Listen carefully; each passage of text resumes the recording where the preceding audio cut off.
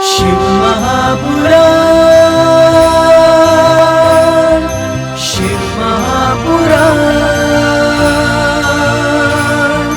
शिव महापुराण।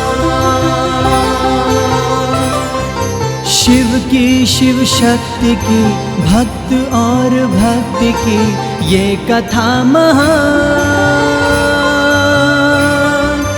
शिव महापुराण, शिव महापुराण, शिव महापुराण, शिव महापुराण।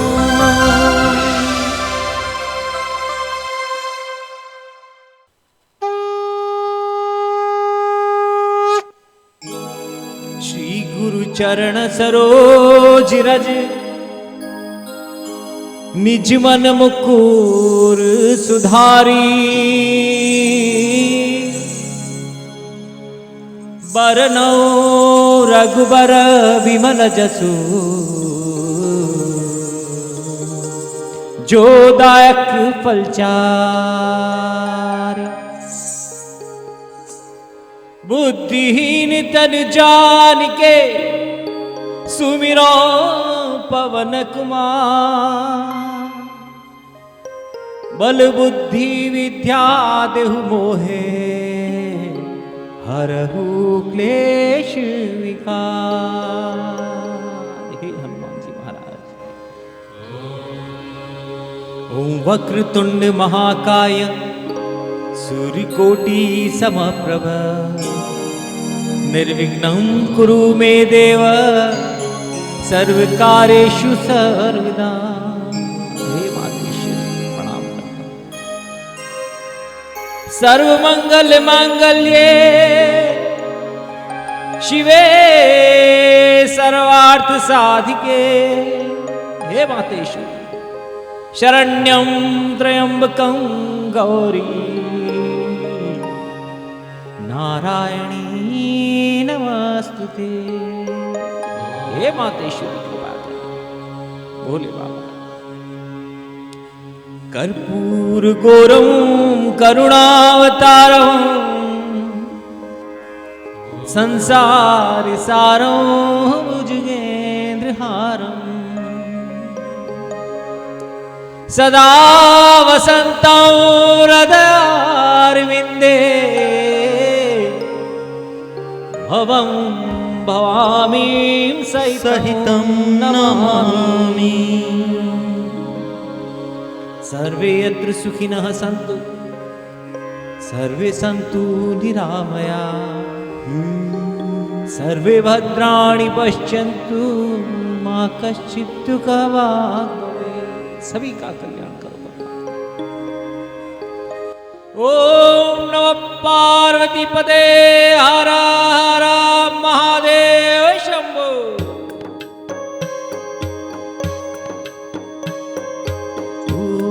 ओम नमः शिवाय, ओम नमः शिवाय, ओम नमः शिवाय, ओम नमः शिवाय, ओम नमः शिवाय, ओम नमः शिवाय। जय जय शिव शंभो, जय जय शिव शंभो। जय हो। हरि बोल। जय जय शिव शंभो, जय जय शिव शंभो। जय हो। जय जय शिव शंभो, जय जय शिव शंभो। जय जय शिव शंभो, जय जय शिव शंभो। ओम नमः शिवाय। जय हो। ओम नमः शिवाय, ओम नमः शिवाय।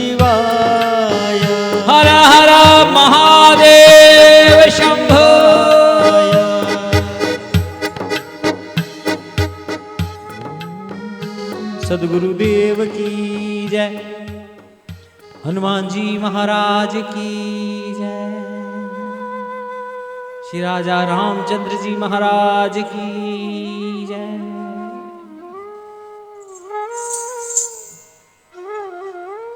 प्यारे भक्तों,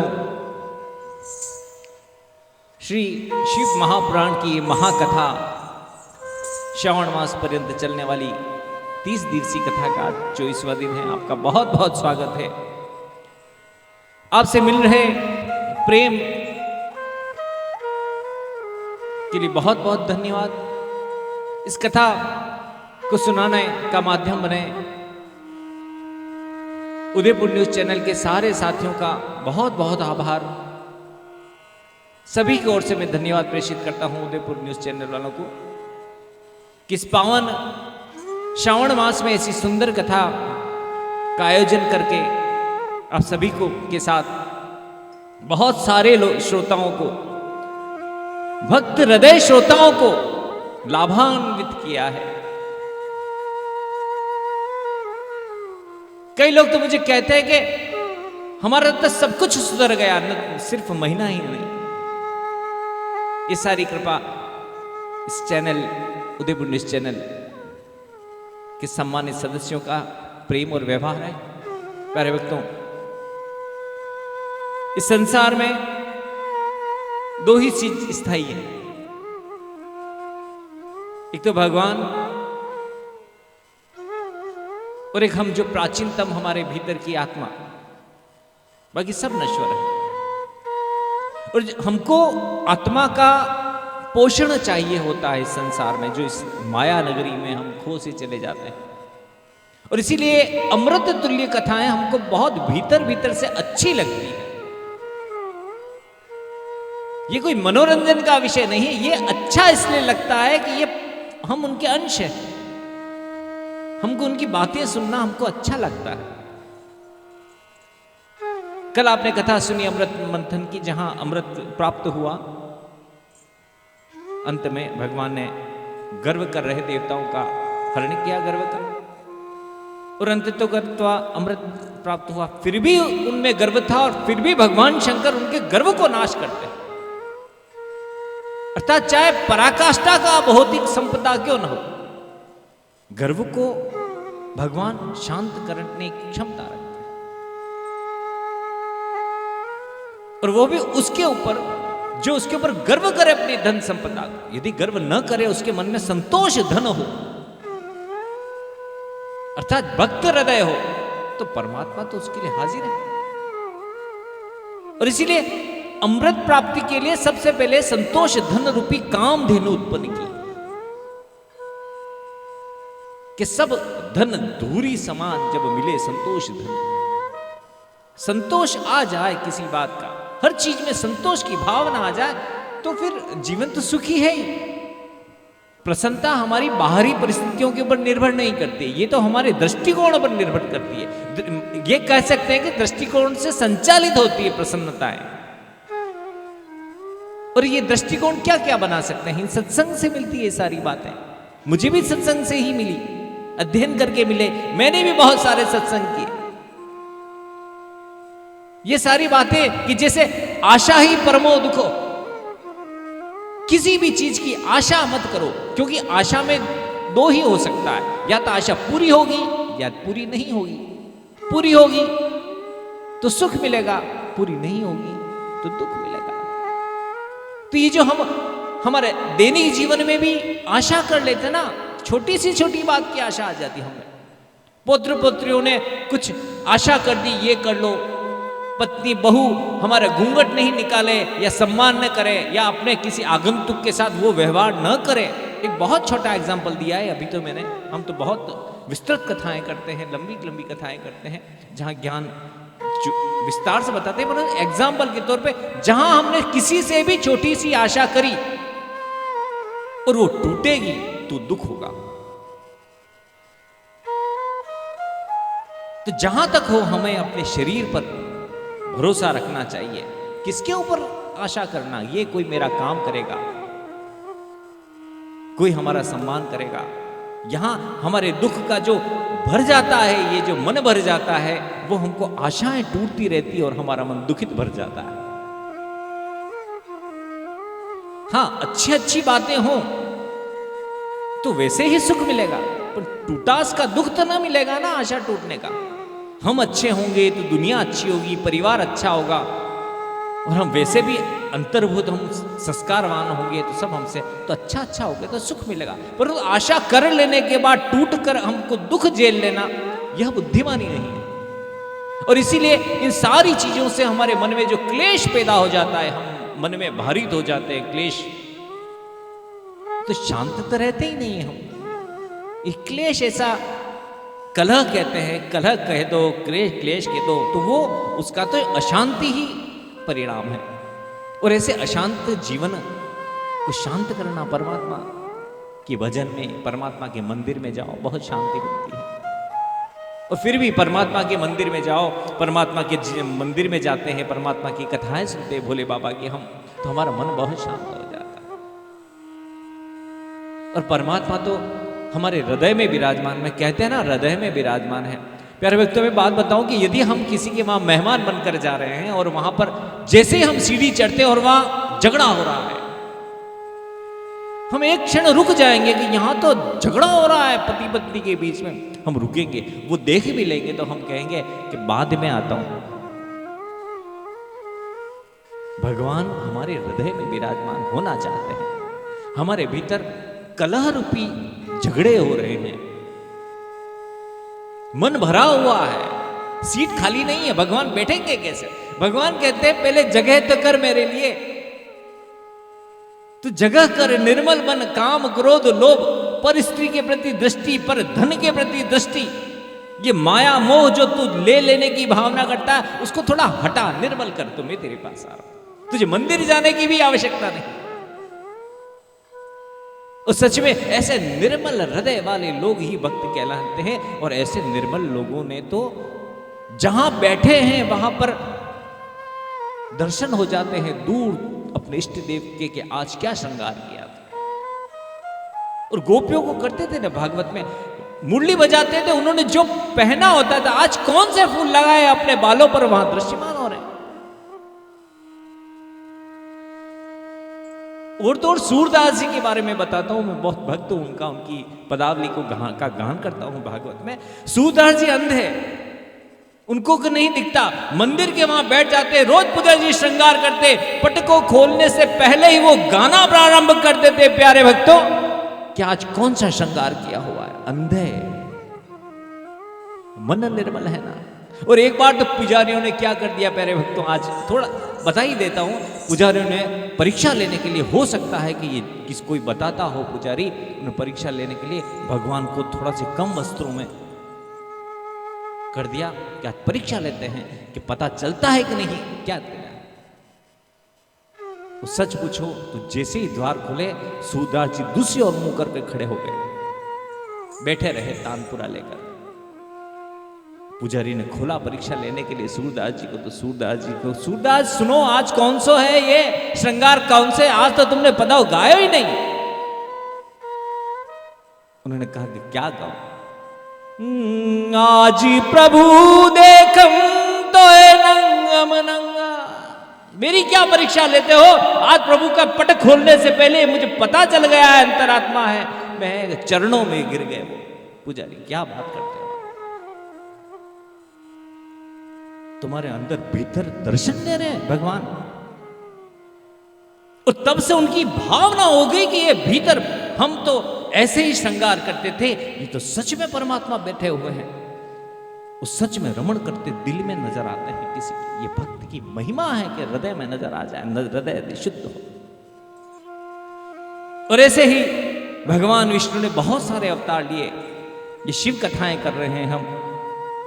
प्यारे भक्तों, एक बहुत समझने वाली बात थी, भगवान शिव परम पिता परमेश्वर ने 3 अवतार लिए, ब्रह्मा विष्णु महेश, स्वरूप बनाए अपने। भगवान के सारे, विष्णु भगवान के अवतारों ने बहुत बड़ी बड़ी लीलाएं करी, परंतु यहां भगवान शिव महापुराण की कथा कर रहा हूं मैं।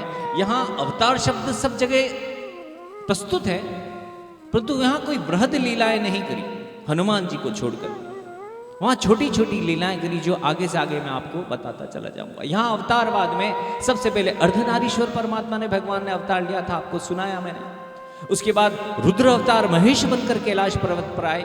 उसके बाद उन्होंने पार्वती की तपस्या के लिए एक ब्रह्मचारी का अवतार धारण किया था, नर्तक बन के वहां उनको मनाने गए थे। ऐसे छोटे छोटे अवतार भगवान ने, जैसे कल समुद्र मंथन में यज्ञेश्वर अवतार लिया, और बहुत सारे जितने भी स्वरूप लिए परमात्मा ने, मैं आपको जरूर अंतर्मन से सुनाऊंगा। भगवान शिव की महिमा ऐसी है कि वह तो प्रकृति में सब और व्याप्त है, सब और व्याप्त परमात्मा। उसके लिए कहा गया है कि उन्होंने अष्टमूर्ति के रूप में प्रतिष्ठित है, अर्थात भूमो अग्नो मरुच्चग्नो क्षेत्रज्ञं कार्यनिशारवत् तस्मिन् तया स्थितं विश्वं सूत्रे मणिगणावत्। अर्थात अग्नि, पृथ्वी, वायु में सब और परमात्मा भगवान व्याप्त हैं और मणियों को सूत्र की तरह पिरोया हुआ है। महाशिव पुराण की कथा में शिव तत्व अर्थात सब और फैला हुआ तत्व बताया गया है, वो धरातल बताया गया है जिसके ऊपर प्राणी उस परम पिता परमेश्वर की भावना करके जो इतने विशाल में गंगा उतार देते हैं और विषपान कर देते हैं, उस धरातल पर भगवान विष्णु की भी ने भी अवतार लिए राम की तरह, वहां पर हनुमान जी बनकर पहुंच गए। और सभी अवतारों में भगवान श्री कृष्ण ने अवतार लिए, वहां पर भी भगवान के आंशिक अवतार हुए, जो मैं आपको आगे से आगे भगवान ने कहां कहां महादेव जी ने अपने स्वरूप बताकर भगवान विष्णु के अवतारों में अपनी उपस्थिति दर्ज कराई।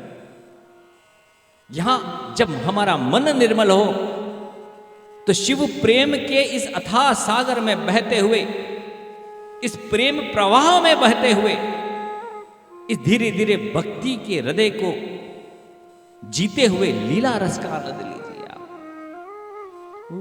ओम नमः शिवाय, ओम नमः शिवाय, ओम नमः शिवाय,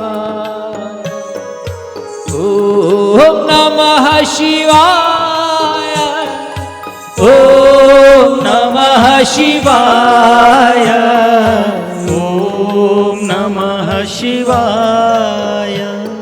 ऐसे ही प्यारे भगवान शंकर ने हनुमान स्वरूप में अवतार लिया और शंकर सुवन कहलाए, केसरी नंदन कहलाए, पवन पुत्र कहलाए, लीला कर रहे थे।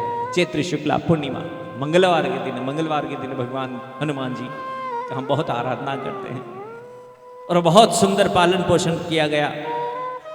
अति सुंदर पालन पोषित राजमहल में इकलौते पुत्र, इतने नन्हे से बालक हनुमान जी, प्रातः उनको हनुमान जी को भूख बहुत लगती थी और हनुमान जी ने क्या किया, जैसे ही प्रातःकाल हुआ और देखा है तो क्षितिज पर लालिमा से युक्त सूरज दिख रहा है, बड़ा गोला दिख रहा है। उनके मन में ऐसी भावना आई कि यह मैं खा लेता हूं। उस सहज भाव से उन्होंने अपना जैसे ही थोड़ा हाथ जरोखे से आगे बढ़ाया, उस स्वतः ही, क्योंकि रुद्रावतार थे तो उड़ने लगे।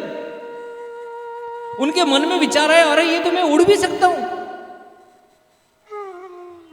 अरे मैं तो उड़ सकता हूं, धीरे धीरे करते थे उड़ सकता हूं, क्या वो तो जाए सूरज के पास। और अपना शरीर विशाल करके सूरज के पास गए हैं। इधर पवन देवता देखते हैं कि ये मेरा बालक कहां जाकर उड़ा जा रहा है। वो सारे ब्रह्मांड के जितने भी ग्रह थे, शिव पुराण में लिखा है, वहां के शीत प्रकृति के ग्रहों की ठंडी हवाओं के साथ पृथ्वी भूमंडल से हिमालय की ठंडी हवाओं के साथ ऊपर गए हैं। तो सूरज भगवान वहां ऊपर से देखते हैं कि महादेव जी पधार रहे हैं। वो अपनी किरणों को शांत कर देते हैं उनकी सेवा करके। देखिए आप, और इधर समय चक्र की वजह से इंद्र राहु को भेजता है कि ग्रहण लगाना है, राहु को भेजता है कि सूर्य को थोड़ा ढकना है। राहु जाकर देखता है कि वहां तो हनुमान जी पहुंचने ही वाले हैं और मुंह में ले रहे हैं। शंकर भगवान महादेव के अवतार। कहां हम ज्योतिष के अनुसार नगीने पहनते हैं उतार चढ़ाव के। ये उस शिव तत्व की कथा है जो सौर मंडल को नियंत्रित ही नहीं, इस ग्रह मंडल के अधिपति सूर्य भगवान को भी खा सकते हैं। तो हमारी इन छोटी छोटी समस्याओं को भगवान नहीं निराकरण कर सकते यदि हम अंतर्मन से परमात्मा को याद करें, हम हमारे मन को निर्मल करें, तो सर्वशक्तिमान परमात्मा जो हमारे भीतर बैठा हुआ वो हमारे सारे दुखों का नाश नहीं कर सकता। ये छोटी सी समझने की बात है। और परमात्मा वहां पर भगवान जाकर निकाल रहे हैं सूरज, उधर से राहु को पकड़ने के लिए दौड़ते हैं कि तू कौन है। राहु इंद्र के पास चला जाता है, इंद्र भगवान आते हैं, कौन है ये, कौन है। हनुमान जी खेल रहे हैं समझकर, फल समझकर हनुमान जी पीछे दौड़ते हैं, उधर से इंद्र भागने लगता है और इंद्र एक अपना वज्र फेंकता है, हनुमान जी के लगती है। यहाँ पर छोटे से बाल हनुमान जी का पहले का नाम मारुति था। धीरे धीरे धीरे धीरे धीरे पृथ्वी पर गिर जाते हैं हनुमान जी, पहाड़ तोड़ देते हैं छोटे से बाल स्वरूप में हनुमान जी महाराज। सारे देवता दौड़े चले आते हैं, पवन देव अपनी गोदी में ले लेते हैं उनको। पवन देव को गुस्सा आता है, वो पवन हवा सारी सृष्टि में, त्रिलोकी में पवन देवता वायु का संचार ही बंद कर देते हैं। घबरा जाते हैं देवता, सभी लोग आते हैं। ब्रह्मा जी कहते हैं अरे ये तो साक्षात परमात्मा भगवान शिव हैं।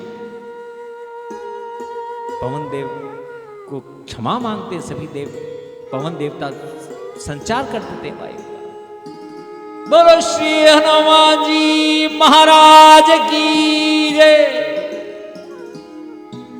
वहां सभी जैसे ही होश आता है तो ब्रह्मा जी और सब कहते हैं कि हम तो तुमको सब कुछ देते थे, शक्तियां। देव प्रार्थना तम सोऽत्युस ज्ञात्वा महाबल शिवावतारम च प्राप्यम वरदा दत्ता सुरर्षि। हे शिव के अवतार, हम आपको इतना वरदान दे रहे हैं कि आप इतना आशीर्वाद देते, आप अपनी इच्छा अनुसार कहीं भी गति कर सकते हो। आप सभी देवता अपनी अपनी शक्तियों को समर्पित कर रहे हैं। ब्रह्मास्त्र से, ब्रह्मपाश से ब्रह्मा जी मुक्त कर रहे हैं, कभी नहीं कर सकोगे। कोई कह रहा है कि ये मेरा पाश लो, आप छोटे से छोटे बन सकते हो, बड़े से बड़े बन सकते हो, समर्पित करें। देख रहे हैं सभी ने आशीर्वाद दिया, ऋषि लोगों ने आशीर्वाद दिया। और इधर भगवान श्री राम राजमहल में दशरथ जी को ब्रह्मानंद देते हुए भगवान श्री राम बाल लीलाएं कर रहे हैं। आज ब्रह्मानंद में फैलते हुए दशरथ जी राजा, चक्रवर्ती राजा, जो इतने देवता भी जिनकी सहायता लेते थे, ऐसे दशरथ जी राजा आज अपने चारों बालकों को देखकर गदगद हो रहे थे। उस राजमहल में कहां तो उनके वस्त्र जा रहे हैं और उनकी किलकारियां गुज रही थी। इतने समय के बाद वहां राजमहल के आंगन में भगवान श्री राम अपने तीनों भाइयों के साथ घुटने बल कर रहे थे। उस परिस्थिति की कल्पना, वर्णन नहीं किया जा सकता। प्रतिपल राम लला अनोखी लीलाएं अदाएं करते, ऐसे खो जाते थे दशरथ भूल गए राजपाट, ब्रह्म आनंद में खो गए थे। ऐसे ब्रह्म आनंद में स्वयं ही नहीं खोए, सारी रानियां खो गई थी, और सारा अयोध्या खो गया। ऐसे लाभ आपने सुना होगा वो गाना। ठुमक चलत रामचंद्र, बाजत पे जनिया, ठुमक चलत।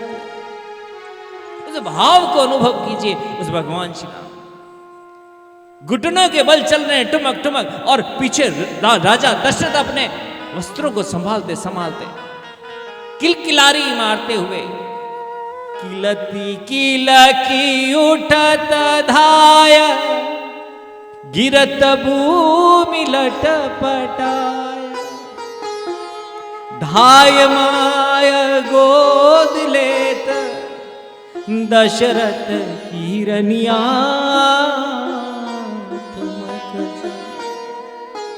ऐसे प्रभु के दर्शन करने के लिए भोले बाबा कैलाश से आए। उस समय अयोध्या में आए थे ना। आज अयोध्या की गलियों में घूमे जोगी मतवाला, और वहां पर हनुमान जी के रूप में चले गए थे। आज कैलाश भगवान अवतार ले रहे हैं, अंशा अवतार। एक स्वरूप में पार्वती के पास है और दूसरे स्वरूप में अपने ही स्वरूपों से खेलने की लीला। भक्त हृदय से इन कथाओं को सुनने का आनंद, और मदारी बनकर आ गए भगवान शंकर। ऐसे मदारी बनकर आ गए, अपनी लीला से केसरी महाराज और अंजना को ऐसा संबोधित किया कि हनुमान जी को स्वयं जो बाल हनुमान थे उनको अपने साथ, अपने ही अंश को अपने साथ लेकर मदारी बनकर आ गए। हनुमान जी छोटे से वानर, उनकी पट्टा बांध, तो राजमहल में रामलला के दर्शन के लिए अपना डमरू बजाकर भोले बाबा अपने बाल, और रामलला को मदारी का बंधन हनुमान जी महाराज को भगवान शिव बताना है। और वो ऐसा आनंद ले रहा है कि नित्य आया करो। राजा दशरथ कहते हैं कि मैं मेरे बच्चों को बहुत सुखी करना चाहता हूं, और नित्य आया करो मदारी जी महाराज। और रामलला गोदी में से उतर के हनुमान जी के गले मिल जाते थे। हनुमान जी कुछ नहीं कहते थे, बाल से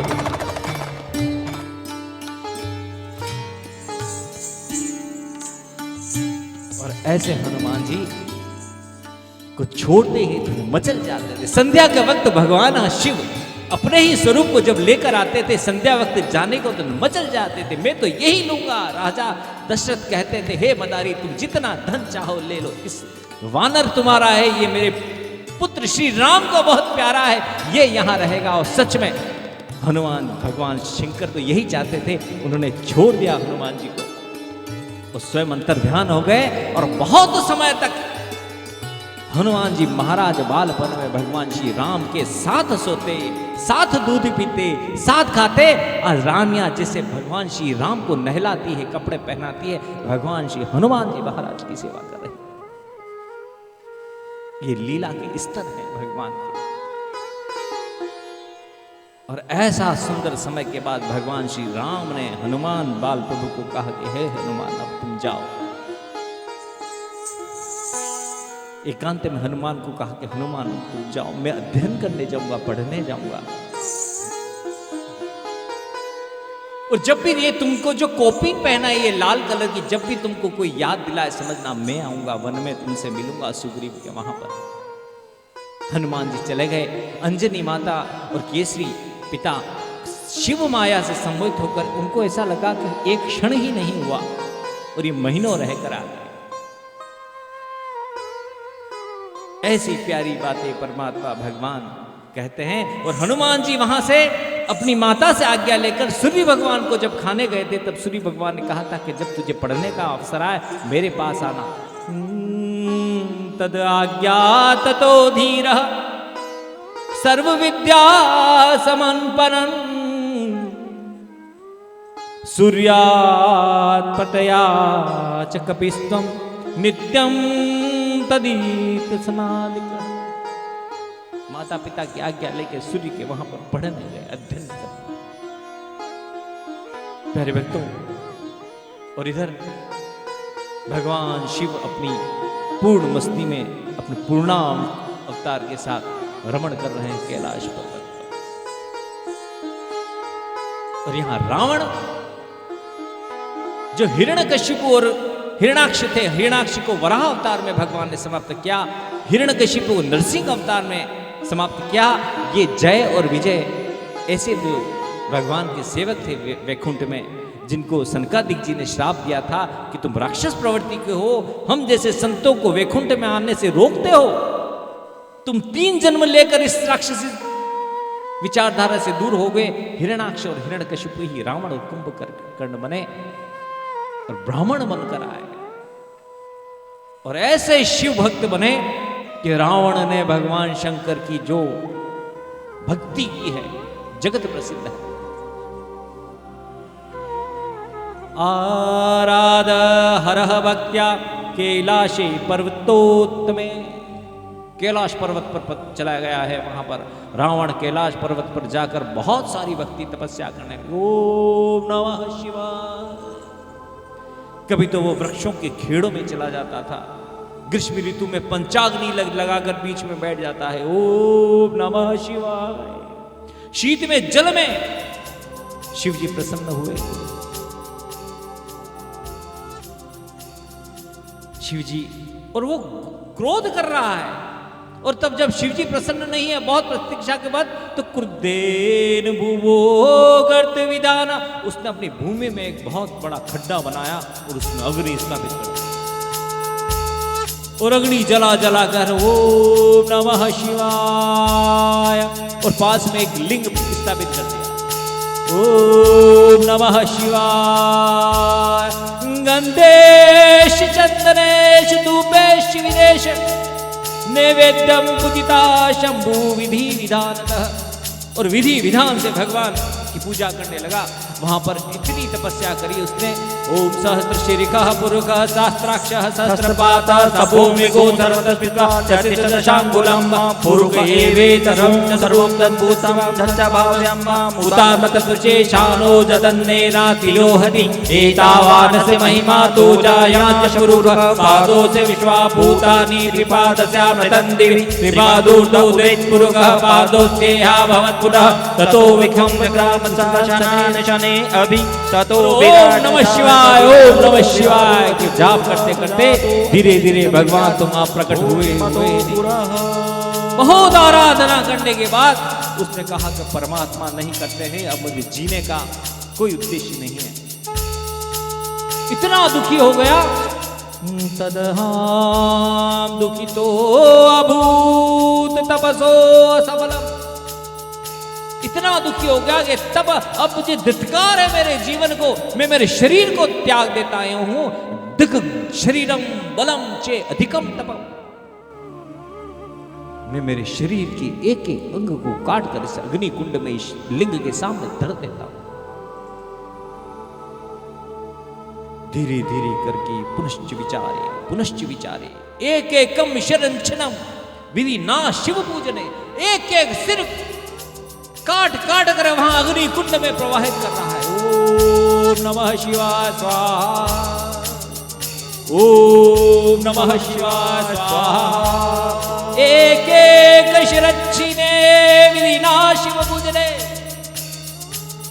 और ऐसे करते करते छिन्नाद नववेद्यानि, उसने 9 सिर कर दिए। और जैसे ही वह 10वां सिर काटने के लिए अग्नि कुंड में डालने लगा, भगवान प्रकट हो गए। बोल हर हर महादेव शंभो। भगवान प्रकट हो गए। अरे ये क्या कर रहा है? भगवान सोचते हैं कि ब्राह्मण का पुत्र है, मेरे यहां पर कैलाश में आकर मर रहा है मेरे लिए। प्रसन्नो वर ब्रूहि तदामि मतसे। प्रसन्न हो गए, तुझे बोल तेरी इच्छा अनुसार वर मांगता हूं। प्रसन्न हो गया। उसने कहा मैं मरने ही वाला था, आपने मुझे बचा लिया। क्या चाहिए? जो चाहिए तुझे मिलेगा। जो अपने शरीर के अंग काटकर अंतिम समय के लिए प्राण निछावर कर सकता हो, मैं उसके लिए हाजिर हूं। वो बोलने लगा कि मुझे अतुलित बल चाहिए, जिसका मेरा मुकाबला कोई नहीं। यदि प्रसन्नो देव देवेशः तदा व्रतम मते तच्च देहि अतुलित बलम। मुझे ऐसा बल दो कि मैं किसी पहाड़ को उखाड़ सकूं। इस संसार में मेरे जैसा बलशाली कोई नहीं हो। भगवान ने कहा ये बहुत छोटी सी बात है। तथास्तु। भगवान की कृपा दृष्टि से अमोघया सुदृष्टया च वे वैद्य वधो नीति तनु। कृपा की दृष्टि से एक वैद्य की तरह भगवान ने कृपा दृष्टि करी और उसके सारे 10 सिर जोड़ दिए, पुनः स्वस्थ हो गया। और महादेव जी को कहा कि महादेव जी आप मेरे साथ चलिए, मैं ये लिंग ले जा रहा हूं, इसमें समाविष्ट हो जाइए, अब मेरे साथ चलिए। भगवान समाहित हो गए उसमें। भगवान ने कहा कि तू ये जो लिंग है तू ले तो जा रहा है, परंतु इसकी एक शर्त है। भूमो लिंगम यदा त्वं च स्थापिष्यति यत्र च, जहां तो इस भूमि इस लिंग को रख देगा वहां स्थापित हो जाएगा, हटेगा ही नहीं। उसको इतना घमंड था कि कैसे मैं इसको उठाकर लेके जाता हूं, लेकर जा रहा है। शिव माया से उसको मूत्र विसर्जन का मन में विचार आया है। मूत्र उत्सर्गो कामो मार्ग ही शिव माया आया। भगवान ने उसको स्थापित किया ऐसी कामना। उसने कहा कि कहाँ रखूं, कहाँ रखूं, कहाँ रखूं। भगवान श्री ने एक दूत को भेजा, एक गोप बनकर आया, उसको हाथ में रखा, नहीं उससे भी नहीं रखा, पुत्र समय लग गया और वहां स्थापित हो गया। और क्योंकि वेद्य की तरह भगवान ने क्या था, वही वेदनाथ महादेव ज्योतिर्लिंग प्रकट हो। बोलो श्री वेदनाथ महादेव की जय।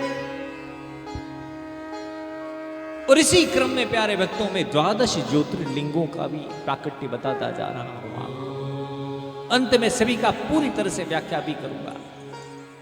वहां पर जा गया अपने राज्य में जाकर क्या कर, दुखी रोने लगा। पति के सामने रोने लगा कि मेरे पास इतनी तपस्या करने के बाद मेरे पास इतना बल आया, अतुलित बल, पहाड़ उखाड़ सकता हूं, परंतु मैं लिंग नहीं उखाड़ सका। वहां धरती में ऐसा गिर गया था कि उठा ही नहीं। नारद जी प्रकट हुए। नारद जी ने कहा कि क्या परीक्षा करते हो, तुम उसी स्थान पर जाकर अपने बल की परीक्षा करो, हो सकता है कि ये जो आपकी तपस्या की शक्ति हो वहां पर प्रकट हो जाए। तुम जाकर कैलाश उखाड़ कर तो देखो। रावण के बारे में ऐसा सुना जाता है, शिव पुराण में भी कहा जाता है, आपने सुना होगा ना, वो शिव पुराण में ही कहा था कि रावण वहां पर गया पुनः और अपने वर को की परीक्षा के लिए उसको उखाड़ने लगा। हिला दिया उसने, हिलाकर धीरे धीरे खड़ा करने लग गया। भगवान महादेव ने उसके ऊपर अंगूठा रखा धरती पर और वो नीचे दब गया।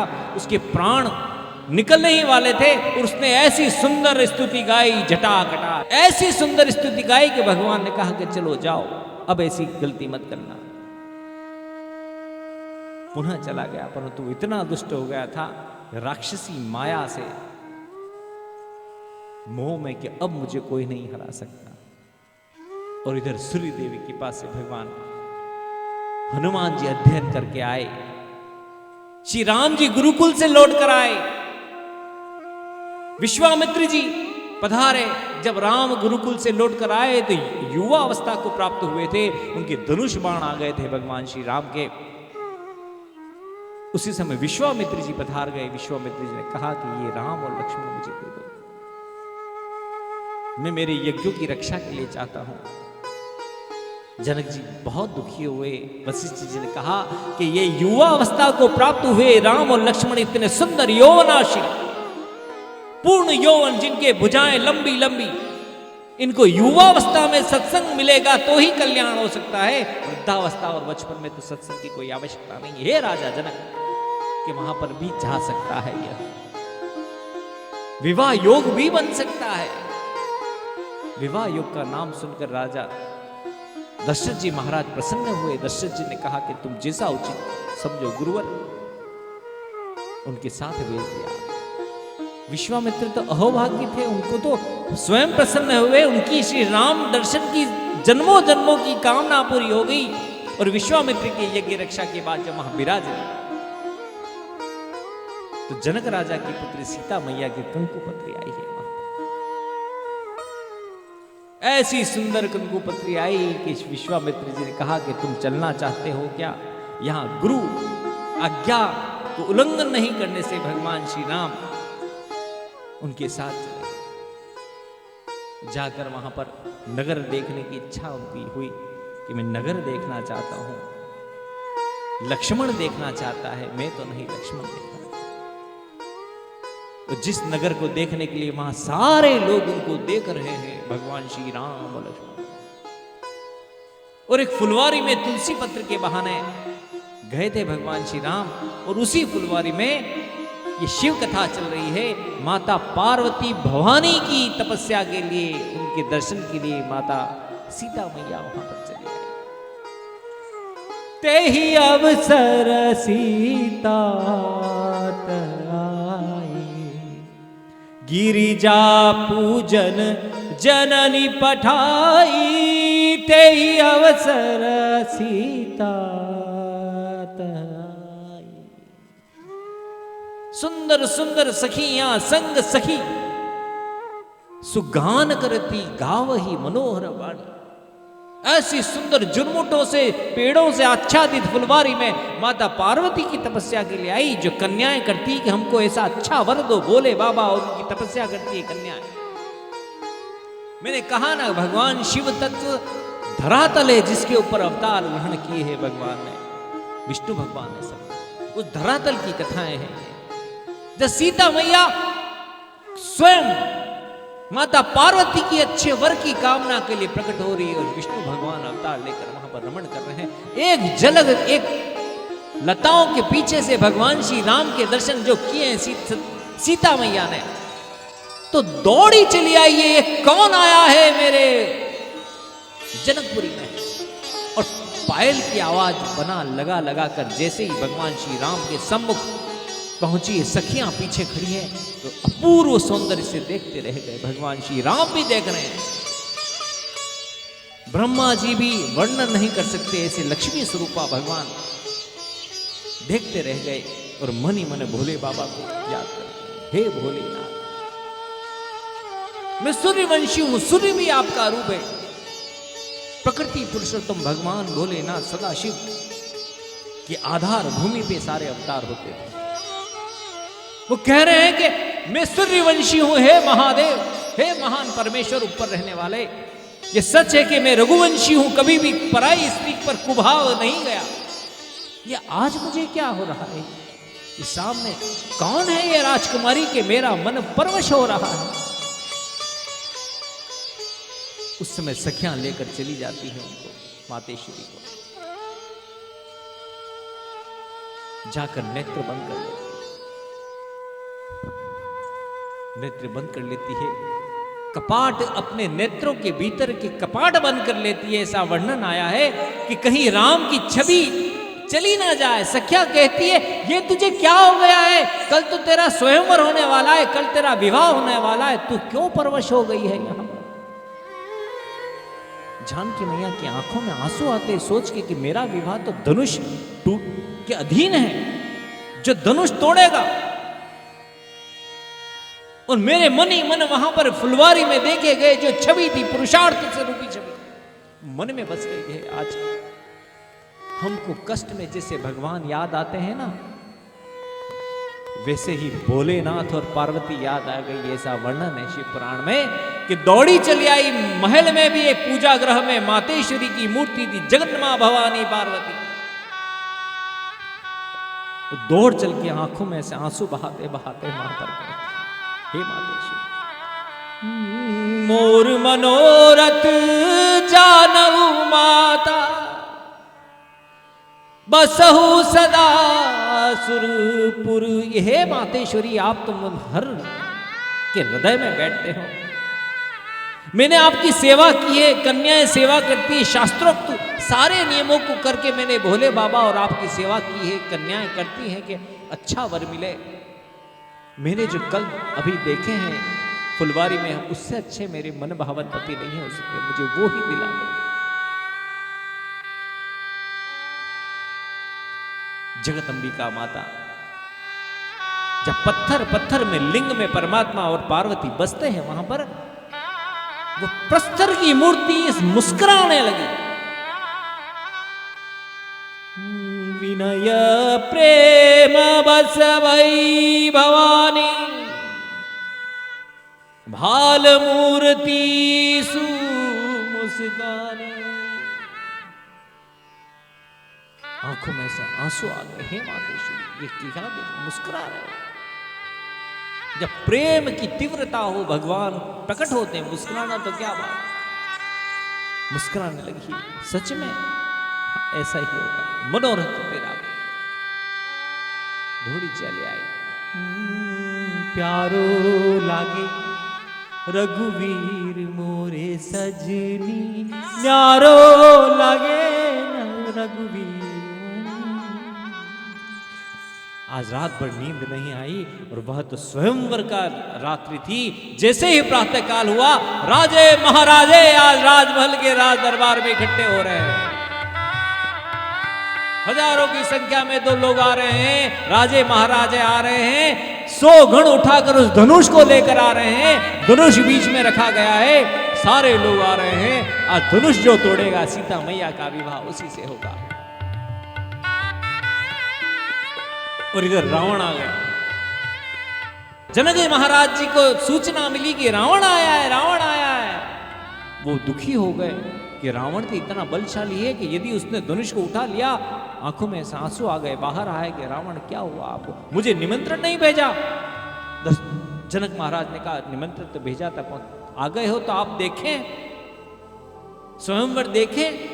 रावण कहता देखूंगा क्यों, मैं भाग लूंगा। दुखी हो गए महाराज, एक एक वीर आने लगे। रावण कहता कि मुझे भी बुलाओ। उस समय भगवान महादेव और भवानी मैया ने अपने सारे 300 शिवगणों को भेज दिया और उसके ऊपर चढ़ गए अदृश्य होकर। चढ़ गए। रावण आया, 20 भुजाओं में से 19 भुजाएं पीछे रखकर वह उठा रहा है। उठ ही नहीं रहे, हिल भी नहीं रहे। सारी ताकत लगा दी। ताकत लगाने के बाद उसकी छाती के ऊपर गिर पड़ा है। अरे मुझे बचाओ, मुझे बचाओ। जनक जी ने अपने सेवकों को दौड़ाया कि ब्राह्मण का बालक मर जाएगा, अपशकुन हो जाएगा, उसको हटाओ। उसकी फजीती हो गई, वह चला गया। और दूसरे सारे राजा कहते हैं अरे हम तो ऐसे ही देखने आए थे, हम तो बहन है हमारी। उस समय विश्वामित्र जी ने भगवान श्री राम को कहा कि उठो तुम। भगवान श्री राम अपने स्थान पर उठे। सूर्यवंशी के महादेव को याद करने के लिए ऊपर की ओर दृष्टि करते कि हे महादेव, आपका ये जो धनुष है उसको स्पर्श करने की मैं इजाजत चाहता हूं। सूर्य नारायण हो आप, महादेव हो, आपके वहां मेरे राजमहल में अयोध्या में आपकी सेवा होती है। हे महानेश्वर, परमपिता को याद करते थे उस समय लोग। और कहा कि मैं आज्ञा चाहता हूं। ऊपर देखा है तो जरोखे में से सीता मैया रोती हुई दिख रही है। पार्वती मैया को याद करती हुई पल पल एक एक सैनिक आकर धनुष उठाने का प्रयास कर रहे थे और रो रही थी सीता मैया। और जब भगवान श्री राम का नंबर आया है तो आंखों में से आंसू करके हाथ जोड़ रही है कि तुम उठाओ। उस समय आंखों से सांत्वना देते हुए भगवान श्री राम कहते हैं हाँ प्रिया मैं करता हूं। भगवान श्री कृष्ण ने भगवान अपने गुरु जी को याद किया, महादेव को याद किया और वहां पर उसको स्पर्श करके जैसे ही उठाया है और प्रत्यंचा चढ़ाने लगे हैं और वो टूट गया है और शहनाएं बजने लगी है। बोल सियावर रामचंद्र भगवान की जय। दौड़ी चली आई है माता पार्वती के मंदिर में सीता मैया। हे माते भवानी, गोदी में गणेश जी हैं, बोले बाबा साथ में। इतने समय व्रत किए, नियम अनुकूल रही, आज हमने मेरे मन भावन वर को दिलाकर कल्याण कर दिया है मेरा। उसको बुलाया गया, बुलाकर दरबार में उनको वरमाला हाथ में देकर क्या 4 और सखियां हैं। जनक राजा के वहां खुशियां मनाई जा रही है और दोनों याद कर रहे हैं भगवान। और वह जो धनुष था वह भी भगवान श्री शिव जी का धनुष। और यह शिव माया से ओतप्रोत संसार में रमण कर रहे हैं विष्णु भगवान अवतार लेकर। इसी ओतप्रोत संसार में स्वयं अपना अंश हनुमान जी बनकर रमण कर रहे हैं। आगे कथा आएगी। ये सारा संसार तो शिव से बसा हुआ है। वह धनुष भी भगवान शिव का था। परशुराम जी ने जिस धनुष से 21 बार शत्रुओं का नाश कर दिया, तथा परशुरामो आराध्य तपसा शिवम। और उस धनुष को जब सब कुछ शांति हो गई, वह धनुष आकर यहाँ पर जनक जी को दिया था। वह जनक जी भगवान शिव का वह धनुष निमित्त बना है भगवान श्री राम और सीता मैया के विवाह। सब और कृपा है। और इसीलिए कहते हैं शिव शंकर को जिसने पूजा उसका ही उद्धार हुआ। शिव शंकर को जिसने पूजा उसका ही उद्धार हुआ। अंत का काल में भव सागर में उसका बेड़ा पार हुआ। भोले शंकर की पूजा करो, ध्यान चरणों में इनके धरो। शिव शंकर को जिसने पूजा उसका बेड़ा पार हुआ। अंत काल में भव सागर में उसका बेड़ा पार हुआ। ओम नमः शिवाय, ओम नमः शिवाय, ओम नमः शिवाय, ओम नमः शिवाय, ओम नमः शिवाय, ओम नमः शिवाय।